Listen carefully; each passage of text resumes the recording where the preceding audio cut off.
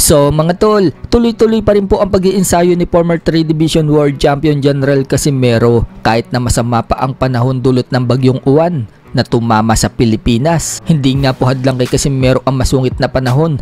Kailangan po kasi niya mag-ensayo mga tol dahil nalalapit na ulit ang laban niya ngayong December 27 sa Japan. Samantala, mukhang may pinapatamaan po si Casimero sa post niya. Nag-post po kasi si Cuadro Alas na nakaupo siya sa sopa habang nakapalibot sa kanya ang mga dolyares. At ito ang sinabi sa caption, "Ganyan ang kaibahan natin. #shoutout sa ibang boxer dyan. Maliit lang to, pero walang bawas to. Magkaiba tayo.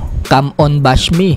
I got plenty of money." Dagdag pa ni Casimero mga tol sa comment section, "Alam kong maraming boxer ang nagugulangan. Tahimik lang sila kasi wala silang magagawa. Takot sila." Sa kabilang banda naman mga tol, matapos pong matalo si Vincent Astrolabio noong Sabado sa Amerika kontra kay Japanese Katsuma Akitsugi, kung saan knockout po ang sinapit ni Astrolabio sa round 7 at 5 beses pa po siyang pinabagsak ng hapon sa body shot. Pumaldo na nga po si Astrolabio. Sa video po kasi mula sa coach niyang si Jack Tipura, habang palabas ng establishmento si Astrolabio, sinabi ni Tipura, paldo na daw itong si Astrolabio. Habang nagsalita naman si Astrolabio at sinabing sayang daw ang tato. Aray ko. Paldo, no?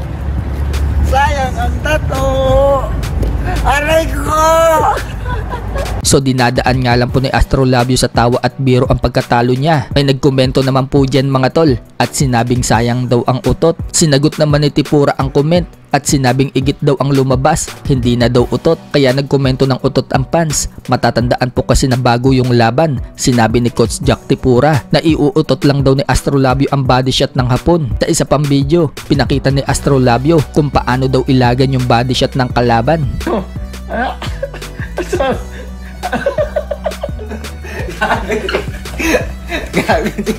Pero pagdating nga po ng araw ng laban mga tol, hindi pala kinaya ni Astrolabio ang body shot ng hapon. Kaya ngayon, bash ang inabot nila. Pero hindi naman po nagpapaapekto si Astrolabio at Tipura sa mga bashers. Sinasakyan lang kasi nila ito. Pag-amin pa ni Tipura, ginagamit lang daw niya yung mga iyakin at BO-BO na mga fans ni Casimero para daw dumami ang views niya at kumita daw siya ng dollar sa FB. Okay nga lang din daw nasabihan silang boy tuwad. Malaki naman daw ang pera nila, habang yung mga bashers, mga wala daw pera. Sa iba pang balita mga tol, matapos pong mag-viral ang anak ni Manny Pacquiao na si Emma Bacosa Pacquiao sa KMJS or kapuso mo Jessica Soho, umabot na din po sa international boxing outlet ang balita mula kay Emma Bacosa. Na-interview at naibalita po kasi si Emma Bacosa Pacquiao ng WBN or World Boxing News sa US. Sinabi po dyan ni Emma Bacosa Pacquiao na sa December or January daw ang next fight niya. Pagbubunyag pa ni Emma Bacosa Pacquiao, plano din daw ng team niya na lumaban siya sa Amerika. Party daw yan ang plano nila. Posible din daw na makasama niya ang half-brother niyang si Jimwell Pacquiao sa card. Pero bago daw yan, kailangan muna daw niyang pagbutihin ang pagbaboxing niya bago daw niya makasama sa card ang kapatid niyang si Jimwell. Suportado din si Emma Pacquiao sa paparating na laban ni Jimwell sa darating na November 29